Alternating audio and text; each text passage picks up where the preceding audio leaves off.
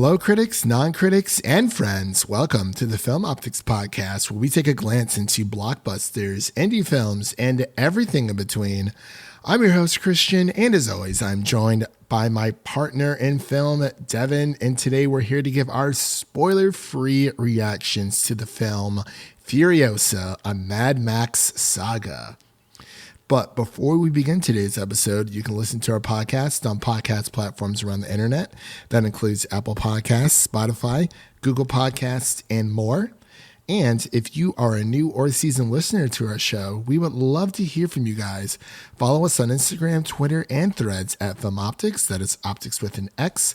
Or you can email us at filmoptix@gmail.com for any movie-related questions. Devin, what's going on, man? Happy Friday.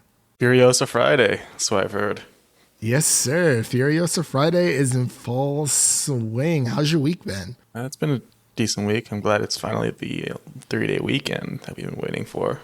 Yeah, Memorial Day weekend is in full swing. I think this is the perfect time to release a blockbuster like Furiosa, a Mad Max Saga. Not like Garfield.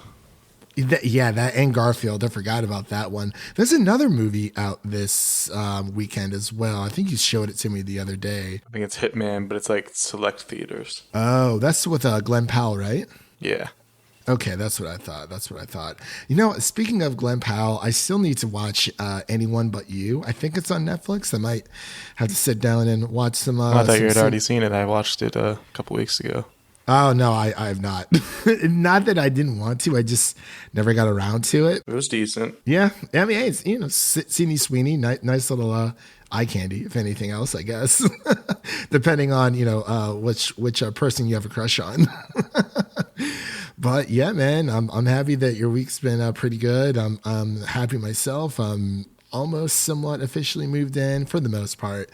Got to get a few things all together here. But yeah, it's been good. Just got a 3-day weekend. Then it's back to reality, I might go see this movie again, actually. I just might. But as I mentioned earlier, we're going to be giving our spoiler-free review for Furiosa, a Mad Max Saga. So without further delay, we're just going to dive right on in. We'll be right back after this introduction to Furiosa, a Mad Max Saga. Whatever you have to do.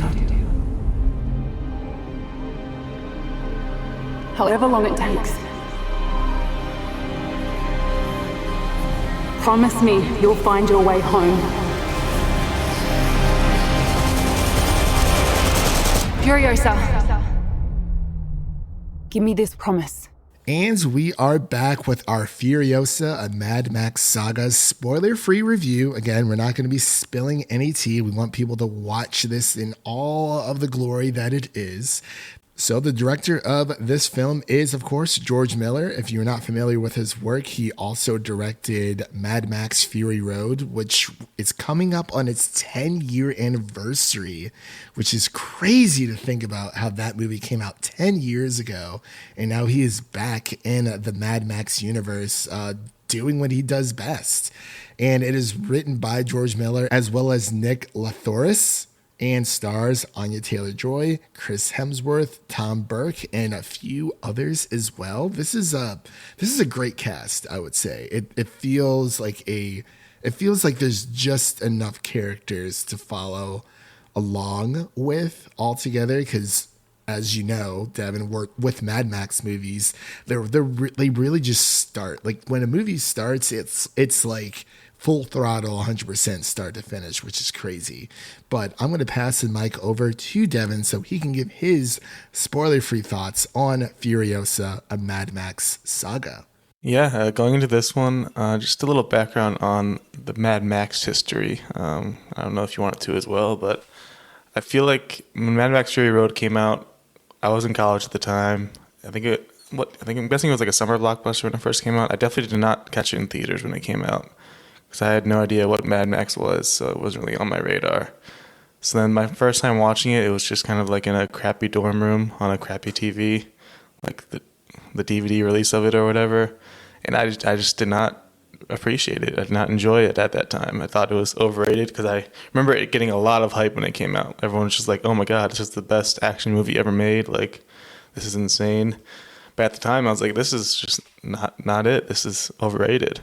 So then, fast forward almost 10 years later, like you said, and I rewatched it a couple weeks ago to get ready for this one, and things have changed because you actually watch it on a nice TV. You're actually sitting down, you're paying attention, and it's a great movie. Like, it really is nonstop action, like you mentioned, and overall the practical effects mixed with the visual, like CGI effects, mixed in throughout, hold up like better than most current movies, like as far as the visuals go for the Mad Max Fury Road. Like, it just looks incredible, and it's very distinct and like just like a crank energy to the entire movie, and you definitely feel that. So going into this one, I was definitely excited. What was your initial reaction to Fury Road back in the day? Much like you, I did not see Fury Road in theaters. I think I watched the Blu-ray at a friend's house or something. I can't say it was like a crappy TV, but it was just like a standard HD TV. But I wasn't able to pay attention because I do remember people were kind of just like talking because I was like the only one in the entire group who hadn't seen it. And at first I couldn't really follow along because like I mentioned earlier, it's just like it's from start to finish. It's full tilt, full time. And I actually had to go back and rewatch Fury Road a few weeks ago as well. I thought about rewatching it again before seeing Furiosa, but I figured that was too much Mad Max in my life. So I actually might now go watch it now that I've seen Furiosa. I might go rewatch Mad Max Fury Road for technically a third time. I also could have watched the originals. I have not seen those either. I haven't seen those either. Apparently, I think there's, not counting Furiosa, I think there's 6 Mad Max movies, but I don't really know the story or like how they got into this predicament. I think this one's actually the 5th. If I'm looking at Wikipedia now. Yeah, there's Mad Max, Mad Max 2, Mad Max Beyond Thunderdome, then Fury Road, and then this. Okay. Yeah, I don't know much about this entire franchise, but I remember my mom saying that she went to go see the second or third one. Well, it was playing in theaters when she was younger, but she doesn't really remember too much from it. It was just like, one of those things where she went to the movies. But yeah, it looks like our history with Mad Max is pretty similar because at first like when I first watched it with my friends, like I couldn't really follow along. And I was like, oh, like it looked cool. I remember it looking amazing. I was like, oh man, like there's this like girl who's like shaved her head and, with Charlize Theron. It's cool, but I wasn't really able to focus on the task at hand. So when I went to rewatch it a few weeks ago, like you said, we have nicer TVs now. You're able just to appreciate everything.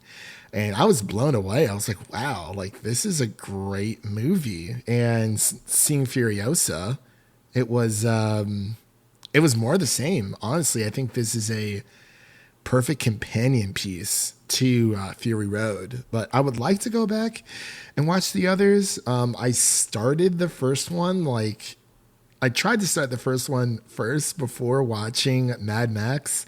I could not follow along. Like, it was 5 minutes in. I had no clue what was going on. So I just stopped. I was like, I'm just going to watch Mad Max Fury Road. And that's it. So I don't know how they got into this predicament, but that's my long answer to your short answer. Yeah, it seems like we're on the same page there. Almost beat for beat. So, and then going into Furiosa, I feel like it's definitely an interesting concept for a prequel. Going into this, knowing how Mad Max Fury Road ends, and just seeing the character of Furiosa and her upbringing from a young child and everything she went through. And overall, the casting of this movie is really what kind of stands out. The actress for young Furiosa, I don't know how they found someone that looks just like Anya Taylor-Joy, because Anya Taylor-Joy looks pretty unique as a human. And they basically just found the younger version of her, because I just felt like I was looking at her the whole entire time. So that was pretty impressive from the start. And then obviously Anya Taylor-Joy takes over probably about midway through, if not a little earlier, as This is more of a tale through time instead of Fury Road, which is more like everything happening in one day and you're kind of living through it. This is more of a stretched out tale where you have more time with the characters and there's more development for everything. So that's definitely a plus for this one. Not quite as breakneck action from start to finish as Fury Road, but you definitely get more time with the characters. And Chris Hemsworth as the main bad guy, Dementus, just killed it. I've been seeing a lot of people saying like, "Oh, Chris Hemsworth never does bad guys." It's like, oh, no. You never saw Battle at El Royale like we did back in the day. Like, and we saw the potential. We saw he had some villainous tendencies in his acting and his range. So it's really cool to see him pull that off. And he's kind of the star of the show here. He definitely has the most lines out of anyone. A lot of monologues, a lot of talking for him. I know a lot of mention of how few lines Anya Taylor-Joy's Furiosa has, and it's just kind of purposeful for that character, just kind of showing, not telling. And you need an actor who can pull that off, and she can definitely do that. But it's very cool to see Chris Hemsworth pull this one off as well. A lot of jokes, a few jokes sprinkled in there as well, and that really worked out for the character, and just the physical presence and his ugly appearance that they had to tack onto him, which was kind of funny. It's like, hey, you're too handsome, so we gotta like ug you up a bit. Yeah, we're gonna give you some weird teeth and just a longer nose. Yeah. That is true. Man, I would have to agree. It's like I mentioned earlier, I think this is a perfect companion piece for Mad Max Fury Road, because usually with prequel movies, usually nowadays at least, Mad Max Fury Road came out like around almost 10 years ago. But usually with prequel movies, they get made so quickly after like a big hit. But this one feels right, because often we get prequel movies and it just doesn't seem like it's gonna be like a good idea, and most of them often aren't. But I think Furiosa is the exception to that rule. I think it's an anomaly, because it's been almost 10 years since Mad Max Fury Road came out, and they clearly, Warner Brothers took their time with this one. They're like, we want to revisit that, but let's do it right. And having George Miller come back to write and direct is like a match made in heaven. Like you said, with everything that happens in this movie, it's action heavy, but it's not as continuous action, because like you said, we do start off with a younger version of Furiosa, and actually, like, she looks like Anya Taylor-Joy, but I felt like, to me, and I don't know if anyone else saw this, I felt like she looked like a very young Daisy Ridley mixed in with Charlize Theron. I'm not entirely sure, but that's just what I saw. I was also getting the vibes of what's her name from Bridge to Terabithia? Oh, Anna Sophia Robb. Yeah, I was also getting some vibes of that. For sure. But yeah, like, this movie is split up into 5 parts. There's 5 chapters in this film. And I believe the first 2 chapters you spend with young Furiosa, like a child Furiosa. So, and at first I was like, I don't know how I feel about this. But as the movie went on, I was like, this is actually perfect, because, it's going through bits and pieces of Furiosa's life. And literally, it's like one of the best opening scenes I've ever seen in a movie. I was like, this is awesome. Like, it hooks you in from scene 1. And I was like, wow, this is crazy. Like, and I saw it in IMAX as well. Did you see it in IMAX? I saw it in Cinemark XD, which is like almost IMAX. Close. Yeah. Close enough. Yeah. But man, seeing this in IMAX, you gotta go back and see this in IMAX, man. It was insane. Like, it should be a crime to have some of these shots. The way that George Miller was able to pull this off with the cinematographer, it's like he never left. And the CGI mixed in with the practical effects, like you mentioned, I think that's just always the best way to make movies nowadays. Like we've mentioned before with Percy Jackson season 1, where they did the same thing. They mixed the VX, the practical with the CGI, and it turned out amazingly just beautiful. And shot on location in Australia. Like, that's very important. It's funny how Anya Taylor-Joy is now a part of 2 desert movies this year. Yeah. 2 desert movies this year. It's on VOD. It's on Max. Devin, we can talk about it just a little bit. If you say so. But yeah, it's crazy how, like, I love it how we actually knew where we were, because I still don't know where most of the Mad Max like franchise takes place, but it's like, I was like, oh, like they showed us that we're in Australia. I don't know how the world became this, post-apocalyptic. It's like almost like Fallout, but not really. But then you throw a little bit of like Dune in there because there's just sand everywhere, and Anakin would have a hissy fit, but but I'm sure Paul Atreides and Shani will feel right at home. But it was fantastic. The thing I will say about Chris Hemsworth's character is, I like that he was able to play a villain, like you mentioned. Like, if you have not seen Bad Times at the El Royale, definitely watch it. It is amazing. I think Chris Hemsworth plays a great villain in that, and I think Chris Hemsworth did a great job here as well, because it's him almost finally breaking out of the role of Thor. But I will say, I felt like there was a few Thor tendencies in there, with him having like this red cape and whatnot. It was like, he wasn't playing Thor. He was not playing Thor at all. But I feel like if Thor was in, I feel like I could place Thor in this universe. Yeah, there actually were some, I think there's an interview that Chris Hemsworth was at, and he mentioned that George Miller would be down to direct a Thor movie. And if that's the case, Kevin Feige, you need to be knocking on his door, because that would be just a perfect combination. I agree. But yeah, there was just a few Thor mannerisms in there, recent Thor mannerisms, I should say, from the most recent version of Thor that I saw within his character, Dementus. But overall, a completely different character, of course. It's just a few tendencies here and there, but like that didn't hinder my experience. It's just something that I noticed. But it's really funny though, because Mad Max Furiosa, or Furiosa Mad Max Saga, excuse me. It's all about the chase, the thrill, the blood boiling, the the bloodiness, because this is rated R and coming in around about 2 hours and 30 minutes. I was going to say, I actually just looked at the runtime for the first time, and it did not feel like 2.5 hours. Like, I didn't know going in how long it was, but it really didn't feel like it. No, it did not. And I think that it's perfectly paced here as well. But it's funny, like as much as the characters in this movie drive, Anya Taylor-Joy does not have a driver's license, despite learning how to do a J-turn on her first day of stunt school. Wow. I was like, oh yeah, you know what? Like, I think Beyonce is the same way. I don't know if she has her driver's license now, but I remember that was like a big like fun fact about Beyonce like years ago, is that she didn't have a driver's license. I was like, I mean, why would she?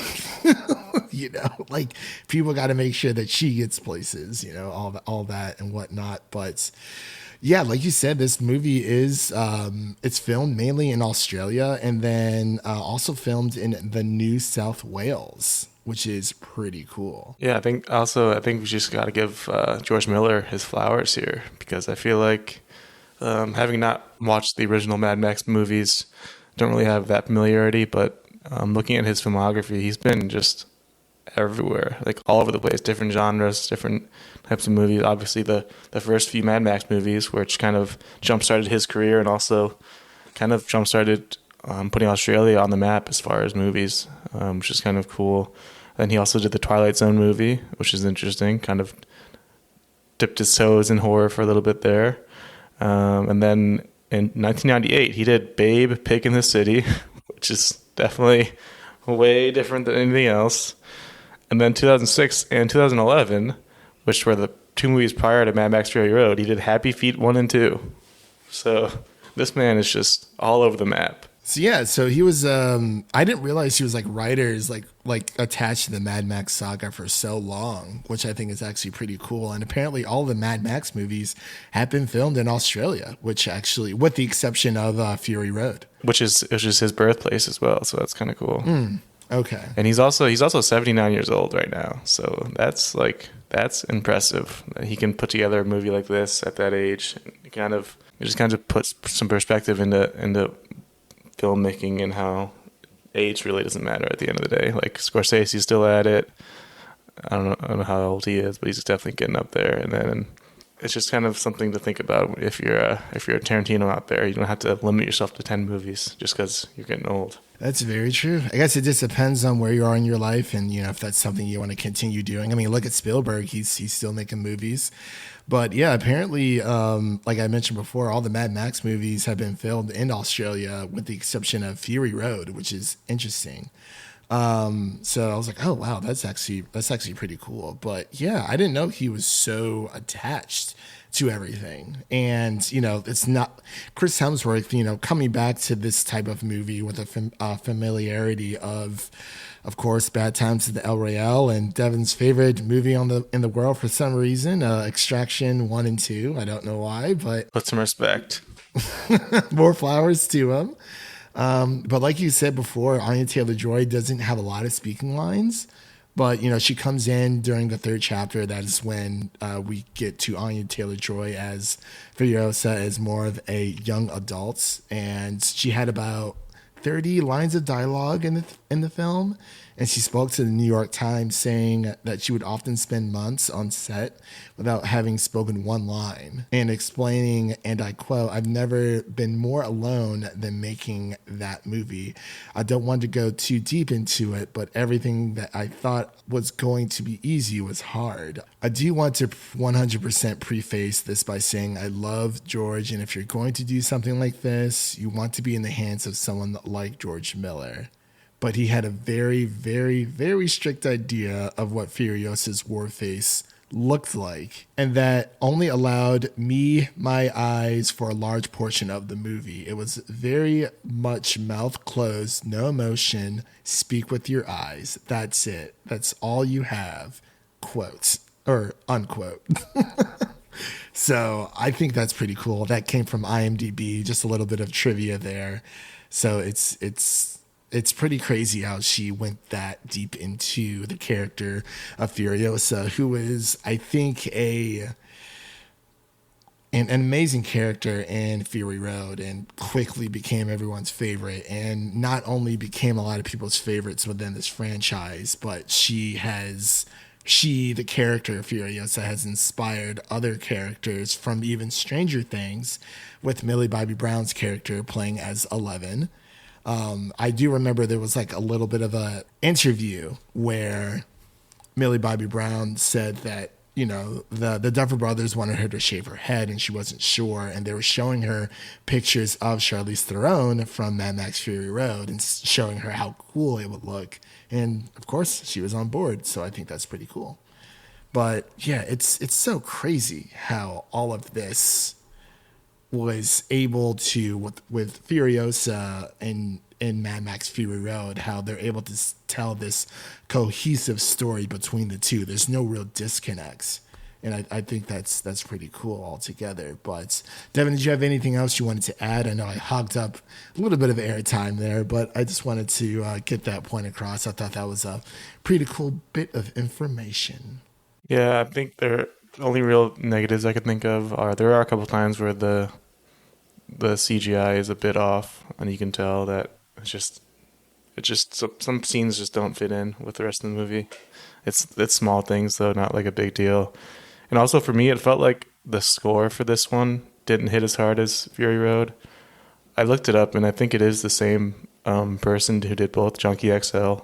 He's known as the man who did the score for the original for Fury Road. So for some reason, it just didn't hit as hard. I don't know. Maybe there weren't as many like overarching big booming songs, but I don't know. I agree. I would say the score for Fury Road is much more memorable, but I did like what I heard altogether. I thought that was pretty cool. But I do agree when it comes to some of the negatives, that is definitely one of them. But another one that I think that it was a big disconnect with me was the 40-day war. And I'll just leave it at that altogether.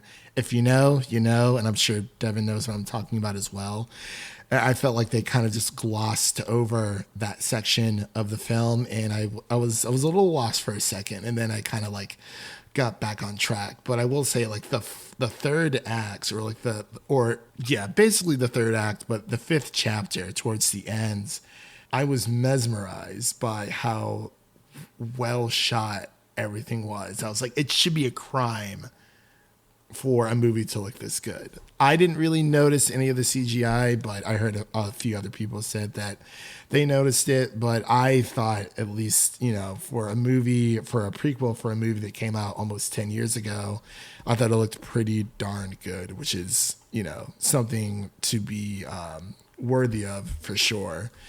But like you said, I think the runtime was about 2 hours and 30 minutes, making this the longest Mad Max film to date, which is pretty crazy. But yeah, I'm reading through a few of the trivia facts here, and it seems that everyone just had a great time like watching this movie. And of course, George Miller met with Anya Taylor-Joy immediately after seeing her performance in a rough edit of Last Night in Soho, which came out in 2021, according to director Edgar Wright, which is pretty awesome. And, it also looks like Charlize Theron was disappointed over being unable to play Furiosa again herself. She had a lot of praise for Anya Taylor-Joy for taking her place. So I think that's amazing. And Anya is like one of the best actresses out there, like just period. She just is. And it really shows in all of her work. Like everything that she's in, it's like I absolutely adore. Even New Mutants. I know a lot of people don't like that movie. Unfortunately. Yeah, that movie took forever to come out. It really, really did. But definitely, everyone should go watch this movie. Everyone should go see this in IMAX if you're able to. So let's get into our final thoughts and ratings here. Let's wrap this puppy up. We got a Citadel to conquer. But Devin, the Citadel. Ready, steady, go. For some reason, that's like that line from Chris Hemsworth is just stuck in my freaking mind. What a wonderful day. I feel like he would say that too. I know. He's got that same energy. It really does. The big bad energy. But yeah, definitely another great movie for sure. But Devin, let's get into our final thoughts and ratings here for Furiosa, a Mad Max Saga. What are your final thoughts and ratings for this film? Yeah, final thoughts. Definitely a great prequel. It definitely gives you more perspective on Fury Road and kind of what that movie took you, the road that movie took you through, and the characters and everything they had to go through. Specifically Furiosa, obviously. Also, it's just a great revenge movie at the end of the day. Not to spoil anything, but the ending of this one, it just kind of rules. Like the way that Furiosa pulled off the specific revenge it's pretty memorable, and just a lot of great action scenes throughout. A lot more character development in this one, which is definitely an improvement over Fury Road, I would say. Not quite as like nonstop action, not as bent neck paced, like snappy, like nonstop, but definitely you can feel that frantic energy in spurts for this movie. It's not just the entire movie, which is what Fury Road was. So definitely could be negative or positive depending on how you're looking at it. But overall, as far as the score goes, I'd probably give it like an 86 overall, like super solid. Not too much to complain about, but definitely a good time at the movies. And there was kind of a mid-credit scene that wasn't too much to write home about, but then there was a little teaser at the end of the credits too. I don't know if you saw that, but just to throw that out there for the people. Oh, okay. I think I know what you're talking about. We'll talk about it off air, but I could be wrong. I could totally be wrong. But yeah, Like Devin said, I would give this like a solid like 90 because it is a really great movie. There's just a few things, like I said, with the 40-day war and a few other small things I was a little confused about, but it's like I want to go back and rewatch it anyway. So I think that speaks volumes to the film where it's like, it's like I loved what I saw. I liked what I saw. It was written well, but you want to go back and see it again just to. There's always going to be things that you miss. Like I saw Dune twice in theaters and I was like, I just want to see this again and again. And I think this movie comes close to definitely one of my favorite films of the year thus far. We're only in May. We got June, we got A Quiet Place Day 1 coming out soon, and Maxine's coming out the 4th of July weekend. So, we got a lot of other great films to come out, but I would say it's been a pretty steady, consistent basis of good films coming out since March in a way. That you're going to have a few stinkers here and there, but overall, blockbuster wise, I think this is definitely something that I would see again. And it is definitely something I think people should buy, whether it's digital or physical if you can, because this is just another great film that you can just watch, if you're having family over, friends over, you're looking for something to do on a rainy day, people haven't seen it. This is a Warner Brothers property, so it's probably going to hit Max within a while. Eventually, it'll hit the streaming service of Max altogether. But definitely, buy it if you can, because, yeah, you definitely should. But a 86 out of 100 from Devin and a 90 out of 100 from me. So that is going to be around a 98.5 out of 100 for the median score for Furiosa, a Mad Max Saga. And that does conclude today's episode. If you like what you heard on today's episode, make sure to subscribe to our podcast on your preferred podcast platform of choice. And make sure to follow us on Instagram, Twitter, and Threads at Film Optix. That is Optix with an X. And don't forget to share an episode of our podcast with a fellow movie lover in need, whether it be your mother, your brother, or your significant other. Spread the love for the Film Optix podcast with a movie lover in need. And now let's take a sneak peek at what's coming up next on the show. So coming up, TV Land, basically all of June, and A Quiet Place Day 1 is coming up very, very soon, Devin. So we're going to be covering shows such as The Boys, possibly Star Wars Acolyte, possibly House of the Dragon Season 2, wink, wink, nudge, nudge, possibly The Bear. We don't know. We'll just have to wait and see. Just keep following us on those socials, and you'll definitely know what's going to be coming out within the next few weeks. So like I said, we're also going to be covering A Quiet Place Day 1. Very excited for that. But as far as new review releases that you can listen to as of right now, you can listen to our X-Men 97 Season 1 spoiler review, as well as our Kingdom of the Planet of the Apes review. And I did a 4K Blu-ray roundup of a few movies, including The Departed and Dune Part 2. And of course, speaking of summer blockbusters, you can check out our Fall Guy review, the unmissable blockbuster of 2024. And of course, definitely just go watch this movie. Go see it in IMAX. It is beautiful. It is fantastic. Great action, great writing, great performances, all, including the cast and crew. And with all that said, thank you all for listening. If you enjoyed the show, please take a moment to leave us a 5-star rating and review on Apple Podcasts and Spotify. That helps with our placement. And make sure to stay connected with us by following us on Twitter, Threads, and Instagram at Film Optix. That is Optix with an X for all the latest updates on that social media garbage. That was Devin, and I'm Christian, signing off. And remember, life is like a movie. So go out there and make it a blockbuster.